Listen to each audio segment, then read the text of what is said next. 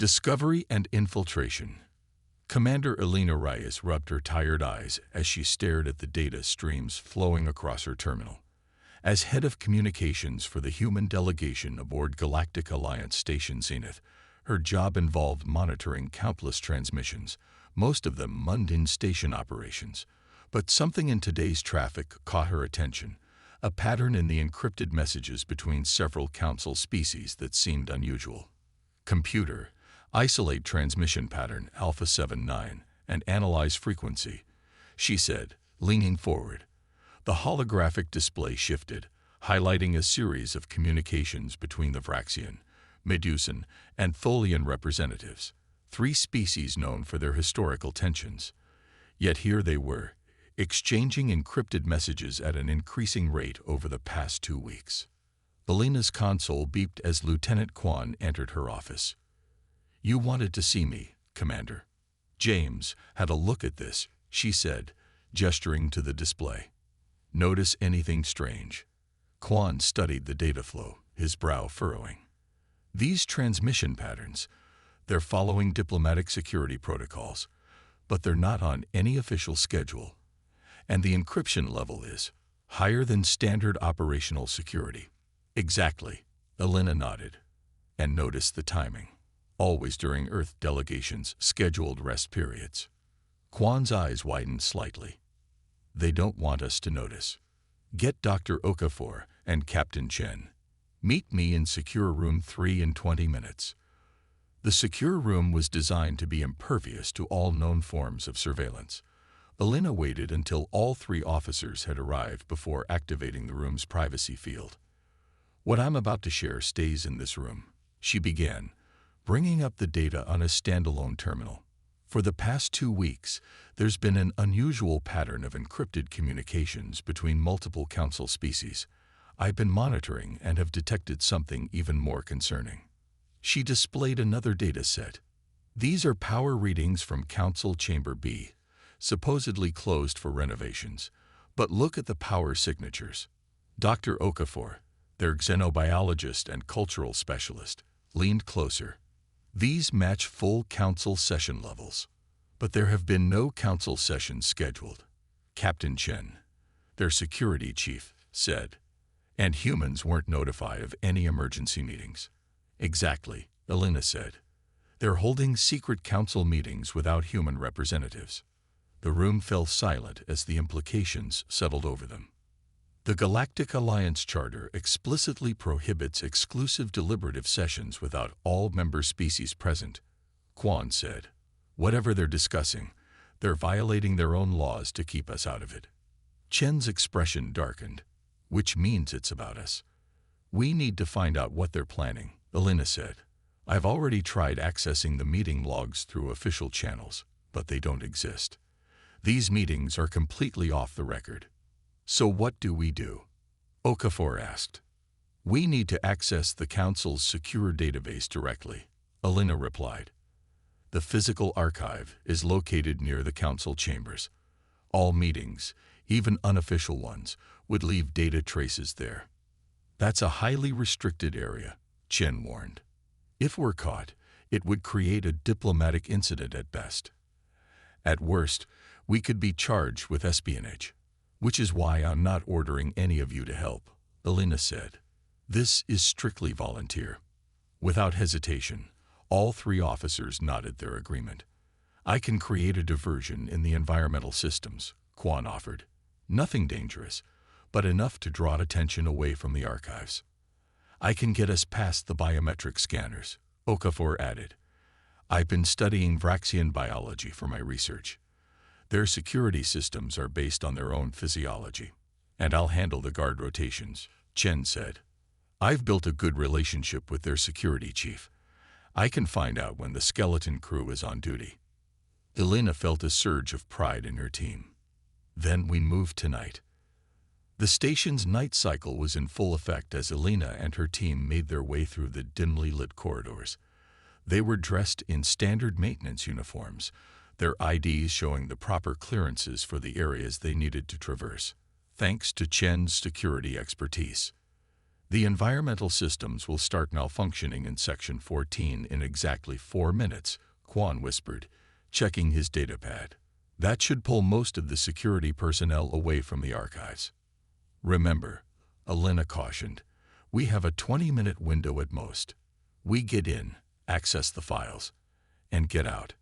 No heroics. They reached the outer doors to the archive sector just as alarms began blaring several sections away.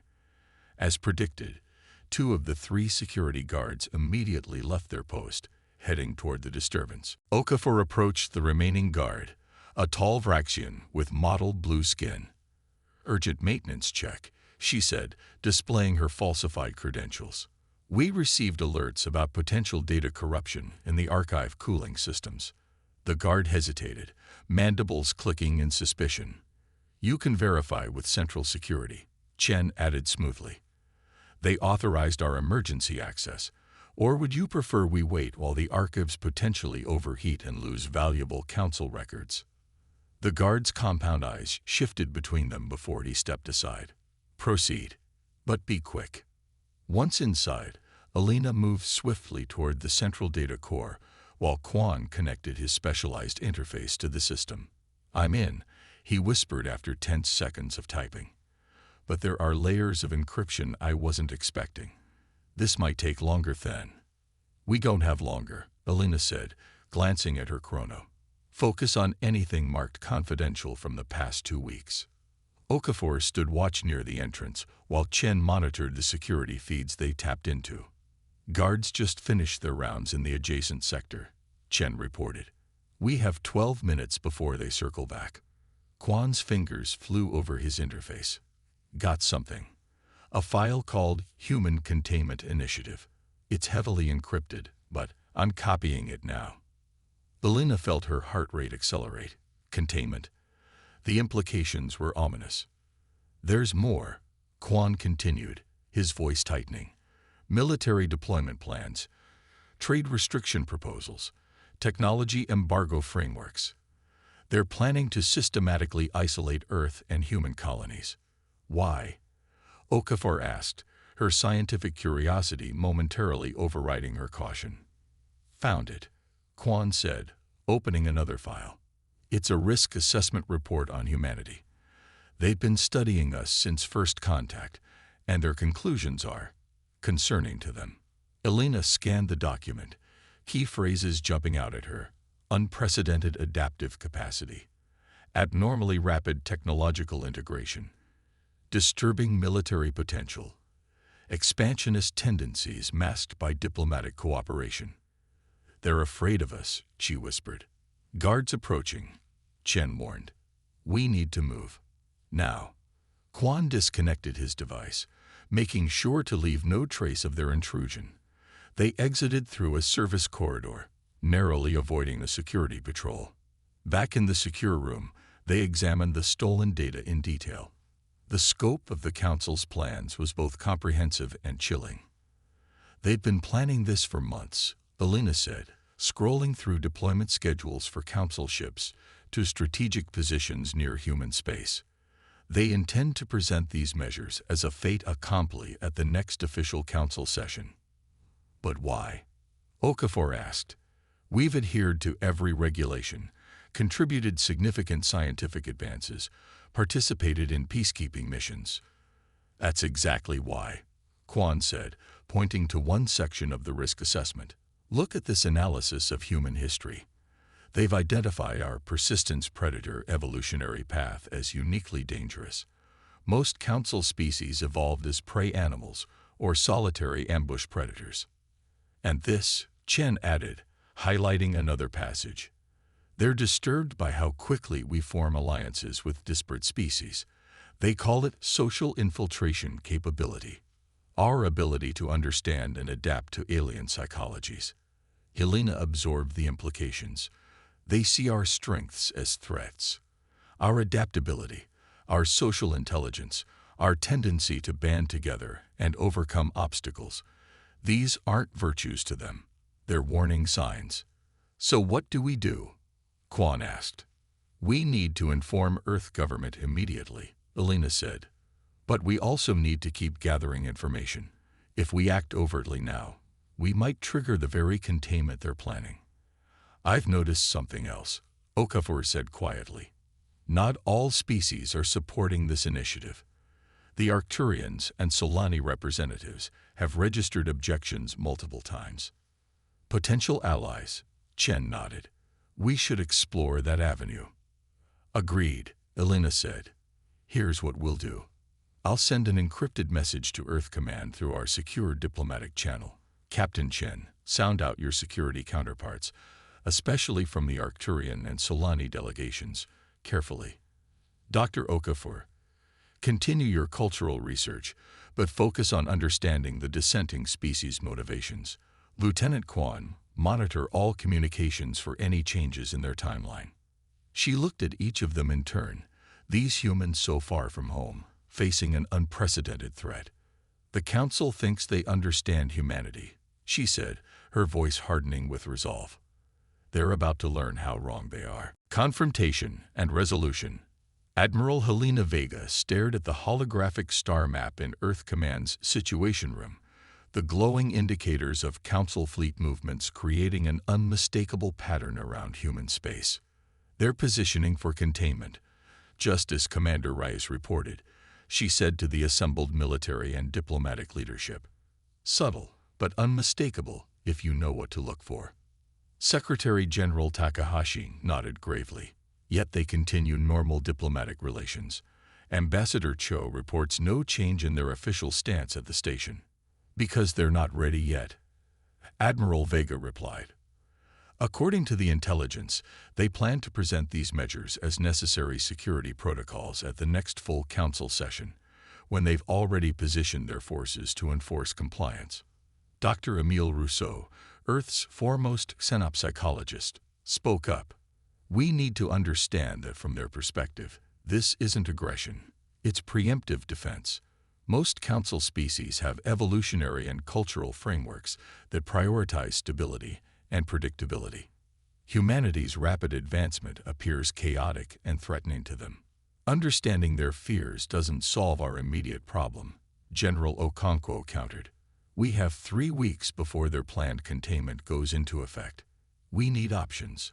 What about our ships? Takahashi asked. We've quietly repositioned the fleet, Admiral Vega answered, officially for training exercises. But we don't have the numbers to match a unified council force. We don't need to match them, Ambassador Eliza Monroe said, speaking for the first time. All eyes turned to the veteran diplomat. We need to disrupt their unity and change their perception. This isn't just a military problem. It's a failure of understanding. Back on Galactic Alliance Station Zenith, Commander Elena Reyes received confirmation that Earth had received their intelligence and was developing a response strategy. Meanwhile, her team continued their covert information gathering. Captain Chen had made significant progress with the Arcturian security officer, Trell. The Arcturians opposed the containment initiative, he reported to Elena, not out of particular love for humans, but because they believe it sets a dangerous precedent. Today's target could be humanity. Tomorrow it could be them. Dr. Okafor added her findings. The Soleni have different concerns. They've been studying human art and literature, and they're fascinated by our creative thinking. They believe isolating humans would deprive the galactic community of valuable cultural and intellectual contributions. Both species are afraid to openly oppose the majority, Quan noted, but they could be persuaded to take a stand if they weren't standing alone. Elena considered this information. We need to find more allies and create a coalition strong enough to force the Council to reconsider. Over the next 2 weeks, Elena's team worked tirelessly, identifying potential sympathizers among the various delegations and carefully approaching them with evidence of the secret initiative. They found the Dendrobians concerned about the economic impact of restricting trade with humans, while the Lorani scientists valued human research contributions too much to support isolation. Meanwhile, Earth's diplomatic corps launched their own quiet campaign, reaching out to independent worlds and smaller confederations beyond the Council's immediate influence. Humanity had been building relationships across the galaxy for decades, often with civilizations the Council considered too minor for serious attention. As the date of the Council session approached, Alina received new instructions from Earth Command. Their plan was audacious. They would force a confrontation, but on their terms. "We're not going to wait for them to spring their trap," she told her team. "Earth is sending Ambassador Monroe herself to lead our delegation at the next Council session, and we're going to expose everything." The day before the critical Council session, Alina's communications array detected a massive spike in subspace transmissions. "What's happening?" she asked Quan, who was monitoring the signals. "Ships," he said, his eyes wide. "Dozens of ships just came out of FTL at the edge of the system. But they're not Council vessels." The display showed vessels of all descriptions: freighters, science ships, diplomatic cruisers, from dozens of independent worlds, and smaller confederations across the galaxy. "It's the coalition of independent systems," Alina realized. Earth has been negotiating with them for years. They've come to show support. The next day, the Council chamber was tense as representatives from all member species took their places. The human delegation, led by the newly arrived Ambassador Monroe, entered last.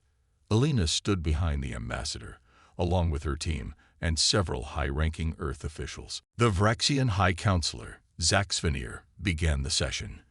"Before we proceed to the official agenda, I must address the unusual fleet movements near our station. Ambassador Monroe, perhaps you can explain why Earth has apparently summoned a Galactic armada to our doorstep." Ambassador Monroe smiled pleasantly. "Those ships represent the coalition of independent systems, High Counselor. They're here as observers to these proceedings, particularly the discussion of the Human Containment Initiative that was not on the official agenda." A ripple of surprise and alarm spread through the chamber. The Medusan delegate's tentacles writhed in agitation. "This is outrageous. How could you possibly know about internal Council deliberations?"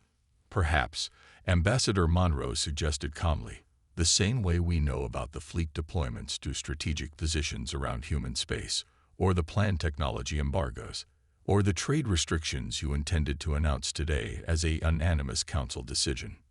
The chamber erupted in chaos. The Vraxian High Counselor pounded his appendage for order. "These are serious accusations," he hissed once quiet returned. "You claim we have conspired against a member species, a violation of our most sacred principles." "We don't need to claim anything," Ambassador Monroe replied.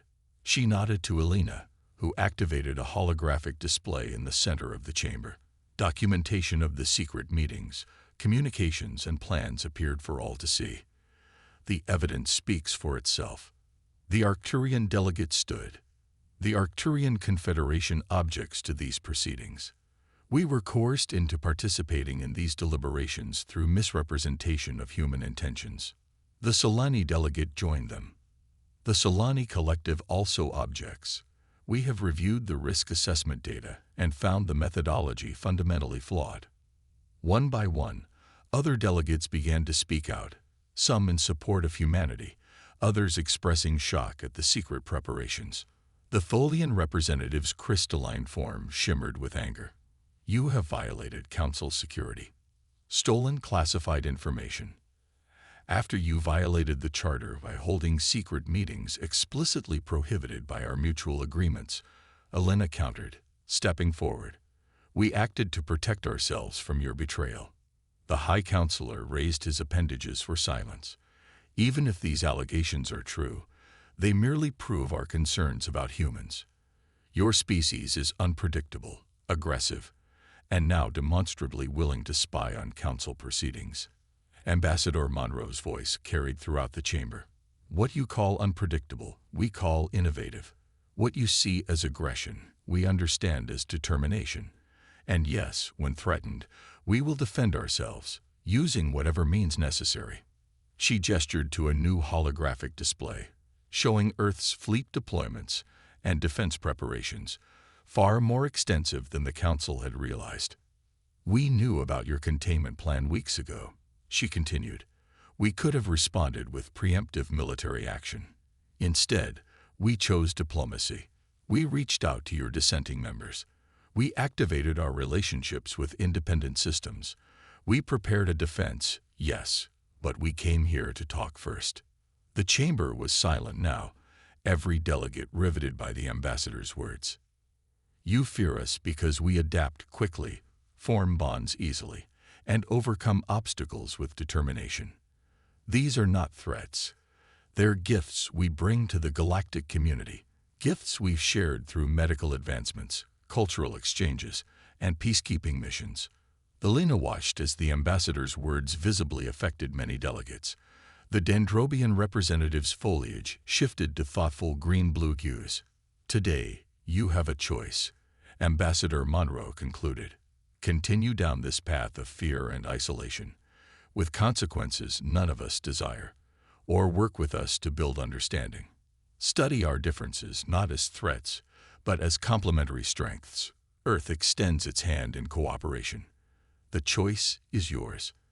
For several moments, the chamber remained silent. Then the Arcturian delegate spoke. The Arcturian Confederation calls for the immediate dissolution of the Containment Initiative and the formation of a multicultural diplomatic commission to address security concerns through transparent dialogue. The Solani, Dendrobians, and Lorani quickly supported the proposal. After intense debate, even the Vraxians and Medusans reluctantly agreed that open discussion was preferable to potential conflict. As the council session concluded with the formal establishment of the new commission, Alina felt a profound sense of relief mixed with pride. They had averted a crisis not through superior firepower, but through intelligence, relationship building, and the quintessentially human determination to find a better way. Later, in the station's observation lounge, Alina stood with her team watching the coalition ships preparing to depart. Do you think they understand us any better now? Quan asked, gazing at the stars. They're beginning to, Alina replied. They feared our strengths because they didn't understand them. Now they have the chance to see those same traits, our adaptability, our persistence, our social intelligence, used to build rather than threaten. Humanity's greatest asset, Okafor mused, isn't our technology or our determination. It's our capacity to form connections, with each other and with different species entirely. Where they saw a threat, we created an alliance. Captain Chen raised his glass in a toast. To humanity, underestimated for the last time. As they clinked their glasses together, Alina smiled. The council had been right about one thing. Humans were indeed a force to be reckoned with in the galaxy, but not because they were dangerous predators, because when pushed, humans didn't just fight back. They changed the game entirely.